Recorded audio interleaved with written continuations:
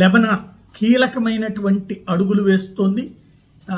అనుకున్నటువంటి సందర్భంలో అంటే మొన్న వాస్తవంగా ఇజ్రాయెల్ని అంతం చేయడానికి ఒక పక్కన యెమెన్, ఇంకో పక్కన పాలస్తీనా, మరో పక్కన సిరియాలకు సంబంధించినటువంటి తీవ్రవాదులందరూ ఒక్కటే లెబనాన్కి చేరుకుని లెబనాన్లో ఉన్నటువంటి 1,00,000 మందితో కలిసి ఇజ్రాయెల్ మీద దాడి కోసం బయలుదేరారు. ఆ రోజున విజువల్స్ కూడా మనం మాట్లాడుకున్నాం. అయితే ఆ తర్వాత ఎక్కడికక్కడ లెబనాన్లో కదిలే వాళ్ళ చేతుల్లో సెల్ ఫోన్లే పేలినయ్యా, అలాగే వైర్లెస్ సెట్లే పేలినయ్యా, గందరగోళం జరిగింది. అనేక మంది చచ్చిపోయారు. ఎంతమంది అనేది బయట పెట్టలేదు.